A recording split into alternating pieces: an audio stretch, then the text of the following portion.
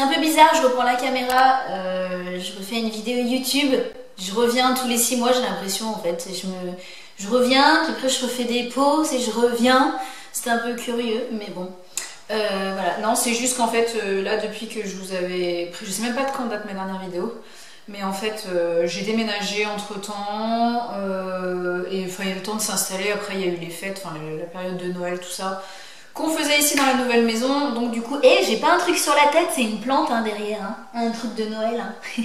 Ce qui est là, on dirait que j'ai mon truc en plume, vous voyez, c'est très sympathique. Bon bah c'est pas grave, ça va vous faire chier toute la vidéo. Yeah! Et sinon j'ai la bougie de Sananas derrière, Good Vibes Only, c'est pas du tout un partenariat parce que Jewel Candle c'est même pas que j'existe, hein. Donc rêvez pas, non je l'ai acheté avec mes sous, voilà, donc et je l'aime bien d'ailleurs, je trouve qu'elle sent super bon, donc voilà, donc je la fais brûler de temps en temps et je suis toujours pas arrivée au bijou, putain. Bref, cette vidéo part déjà en live alors que je viens à peine de commencer, donc je vais essayer de revenir tout doux sur YouTube parce que j'ai quand même des abonnés qui m'ont contacté soit par Instagram, soit par YouTube pour dire que mes vidéos manquaient et ça fait super plaisir. Donc je vais essayer de revenir tout doux mais à mon rythme quand j'en aurai envie, un peu comme d'hab en fait. Je reviens surtout pour vous faire une petite vidéo bilan de cette année de merde. Parce qu'on va pas se le mentir. Est-ce que je cherche juste quelqu'un qui a eu une belle année 2018. Si quelqu'un a une belle année 2018, dites-moi en commentaire, j'attends parce que vraiment, je pense que je connais très peu de gens qui ont eu une belle année 2018. Ça a été une année mais pourrie de chez pourri, voilà.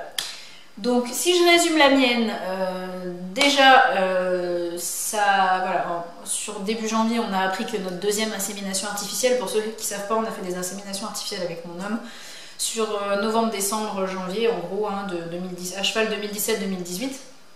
Et on apprenait donc que notre deuxième insémination avait foiré.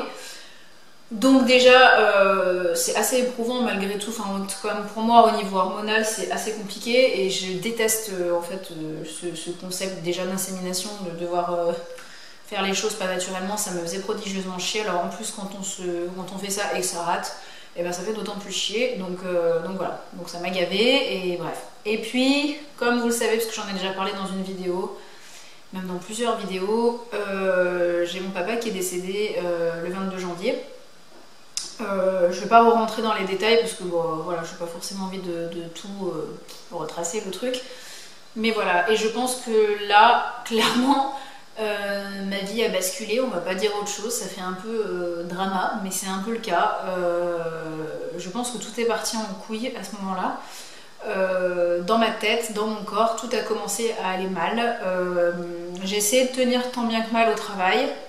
Ça n'a pas été simple, mais j'ai quand même repris le boulot. Puis aux alentours de mars-avril, je crois, avril-mai, je me suis chopé un espèce de virus visiblement assimilé mononucléose, on n'en est pas encore complètement sûr, mais bref, qui m'a couché pendant un mois où je ne pouvais absolument plus bouger, je ne pouvais plus rien faire.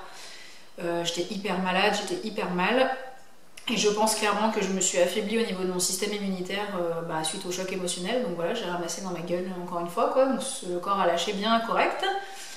Je me suis donc arrêtée un mois, puis j'ai repris le boulot comme je pouvais.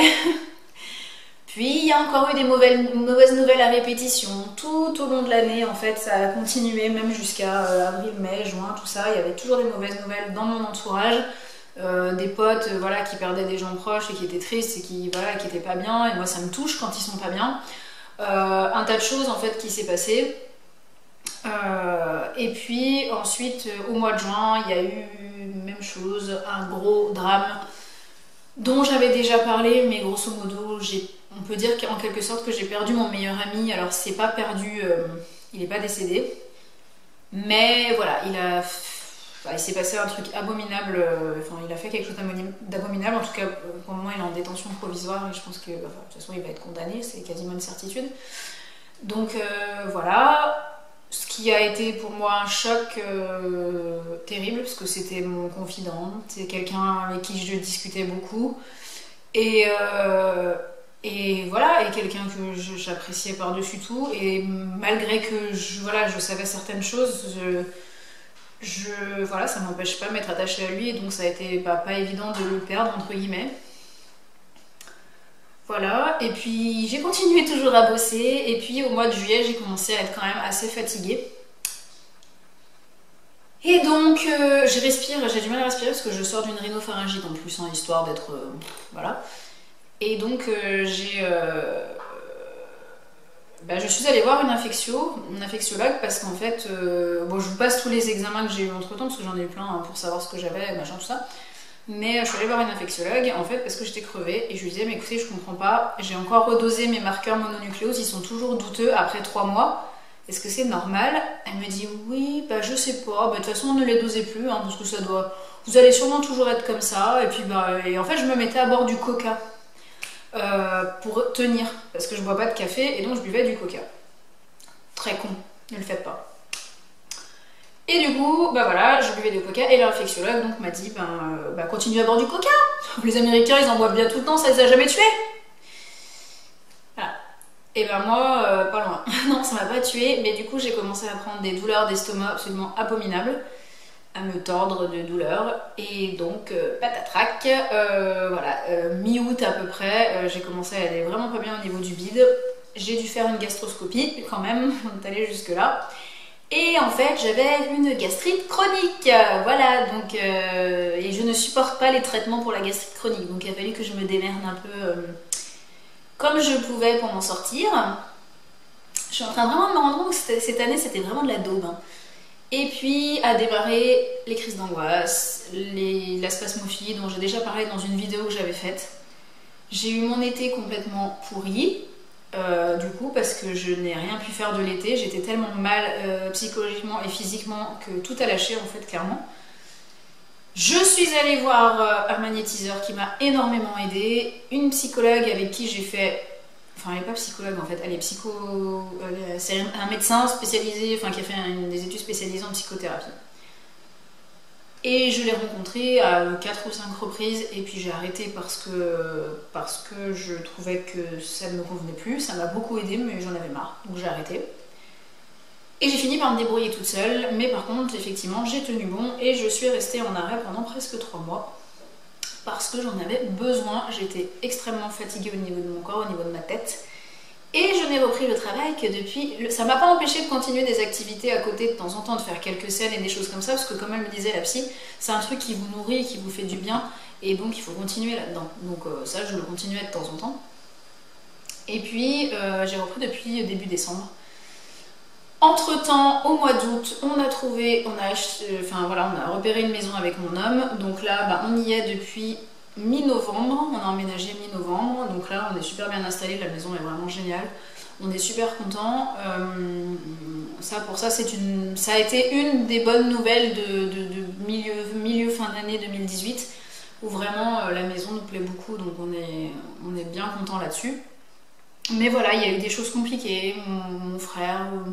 avec mon frangin qui n'allait pas forcément bien, avec mon homme qui effectivement lui aussi a un petit peu décompensé sur le plan psy et somatique, parce que je pense qu'on a tous vécu ce choc là de mon papa un peu en brutal et voilà, ça a remis plein de choses en question et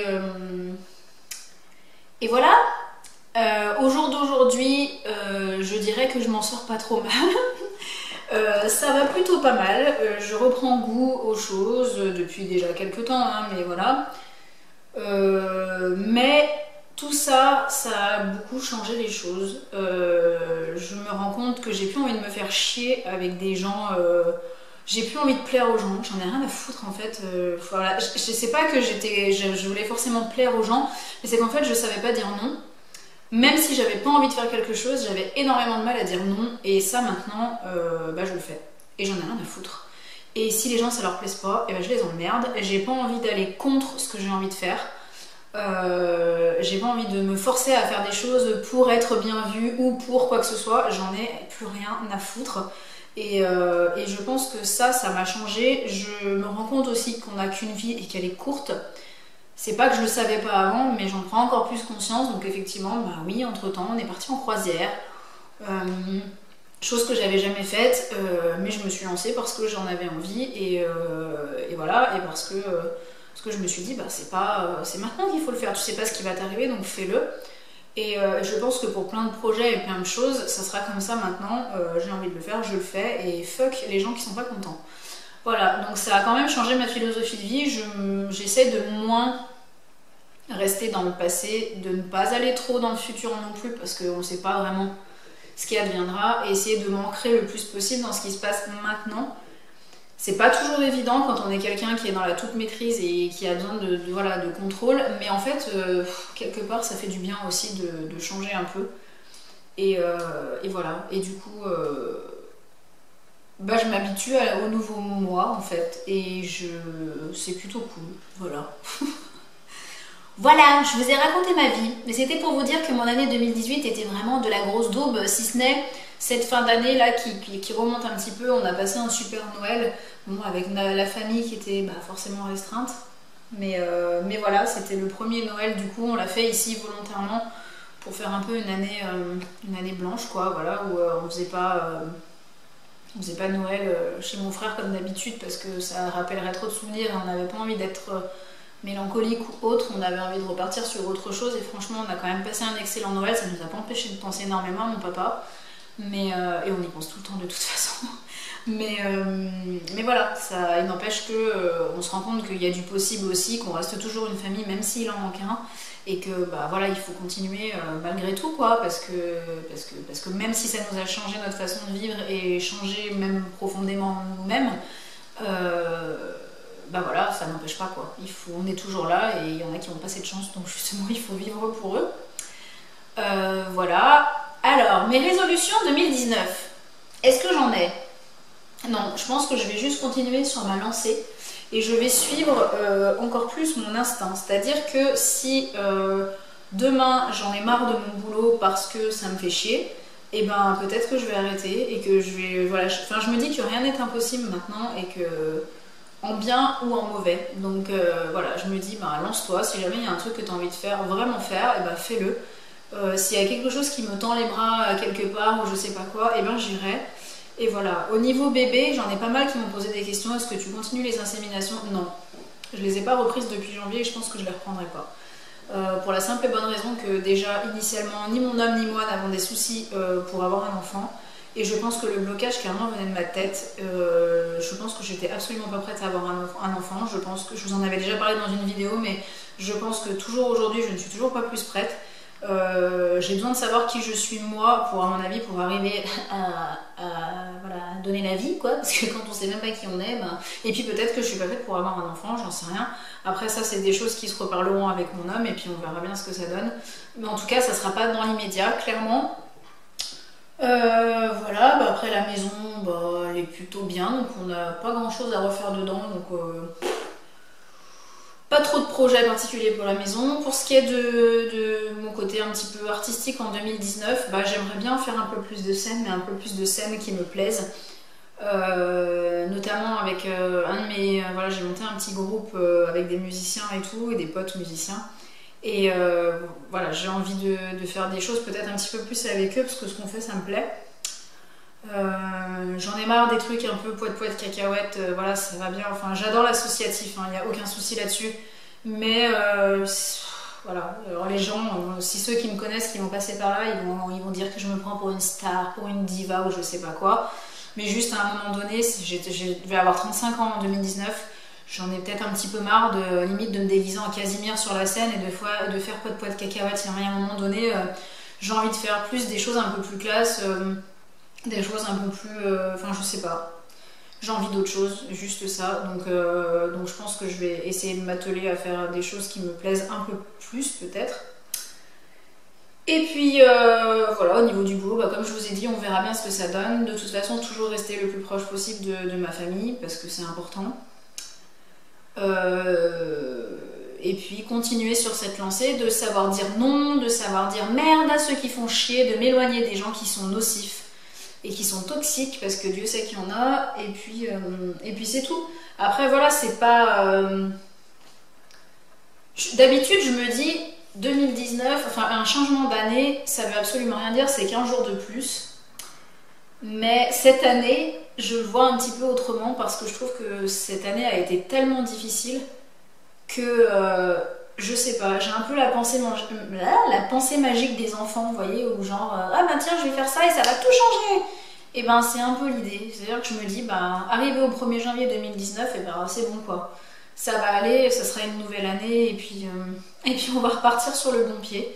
Même si c'est déjà un peu le cas, hein, mais je veux dire, c'est con, mais c'est un peu ça quoi, en me disant bah j'aurais laissé derrière l'année 2018 et maintenant je passe à autre chose. C'est très con, mais pour une fois j'ai cette philosophie-là, qui n'était pas du tout la philosophie que j'avais d'habitude, mais voilà. Voilà, et ben écoutez, dites-moi un petit peu si vous avez des résolutions ou non en 2019, parce que bon, ça ne veut pas dire grand-chose, enfin je sais pas.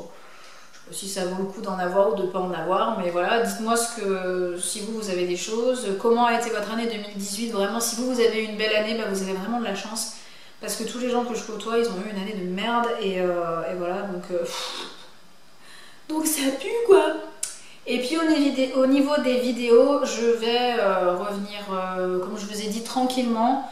Simplement, j'ai toujours cette question de contenu adapté. Voilà, je suis prête à faire plein de vidéos, mais toujours est-il qu'il faut que je trouve un contenu à vous donner quoi. Et qui à moi me conviennent. Donc je vais réfléchir un petit peu à tout ça. Voilà. Voilà. Et bien sur ce, je vous fais de gros bisous et puis bah, je vous dis à bientôt pour une prochaine vidéo.